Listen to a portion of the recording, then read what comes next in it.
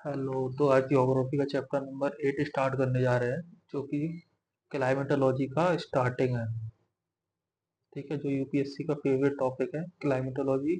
इससे हमेशा 3-4 question pre में आते ही रहते हैं, तो इसके आप ध्यान से पढ़ना। ठीक है, क्लाइमेटोलॉजी चैप्टर जिसमें क्लाइमेट के बारे में और लेयर्स के बारे में बताया गया है। फर्स्ट ऑफ ऑल आपको याद रखना है troposphere, stratosphere, mesosphere and thermosphere. आपको बोल देगा लगाने को कि सी से लेके आपको ऊंचाई के अकॉर्डिंग लगानी है, सबसे पहले कौन सी आएगी फिर कौन सी आएगी, ऐसे करके। ठीक है, तो आप उसमें एक ट्रिक याद रख सकते हैं, ये टी एस एम पी टेसम। Troposphere, stratosphere, mesosphere and thermosphere, T S M P टेसम। तो कि ट्रोपोस्फियर है, पढ़ते हैं पहले। ट्रोपोस्फियर जिस जो इक्वेटर पे 15 किलोमीटर एंड पोल्स पे 18 किलोमीटर है। ये कम ज्यादा क्यों है, इसके पीछे मैं कारण बता रहा हूँ आपको। अर्थ हमारी गोल है, और यहाँ से जो कन्वेक्शन करेंट्स चलती हैं ऊपर, हीट होती है ना 0 डिग्री पे, तो यहाँ से जाएंगी और यहाँ पे डिपोजिशनल होंगी, यहाँ से जाएंगी फिर यहाँ पे डिपोजिशनल होंगी।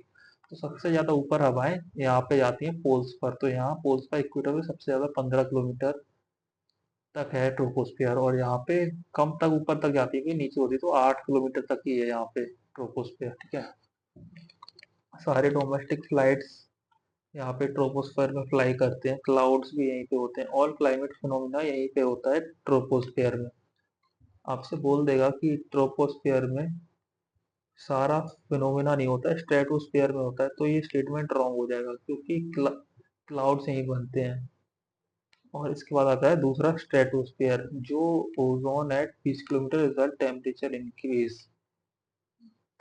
तापमान के बारे में बताया है कि यहाँ पे तो ग्राउंड पे 20 डिग्री होता है एवरेज, फिर ट्रोपोस्फेयर पे ऊंचाई के अकॉर्डिंग जाएंगे 10 किलोमीटर पे -60 डिग्री हो जाएगा।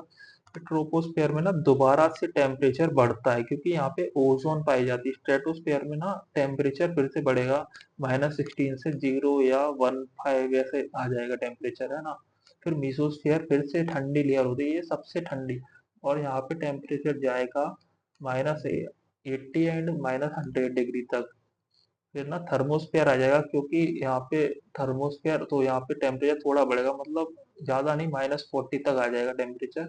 ऐसे आपको टेम्परेचर वेरिएशन ये भी ध्यान रखना है कि कहाँ पे टेम्परेचर कम है, कहाँ पे टेम्परेचर ज्यादा है। मीसोस्फेयर है हाई फ्रिक्शन उल्का पिंडस। मीसोस्फेयर मतलब जो एस्ट्रॉयड वगैरह आते हैं ना, तो यहीं पे मीसोस्फेयर में खत्म होते हैं, जलते हुए आपको दिखेंगे।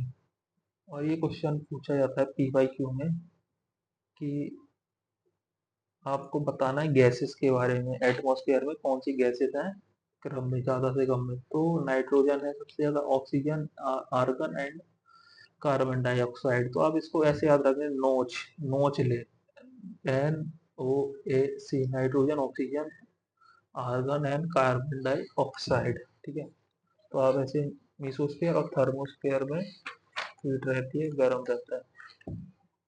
तो अब अपन नेक्स्ट वीडियो में चैप्टर 9 पढ़ेंगे।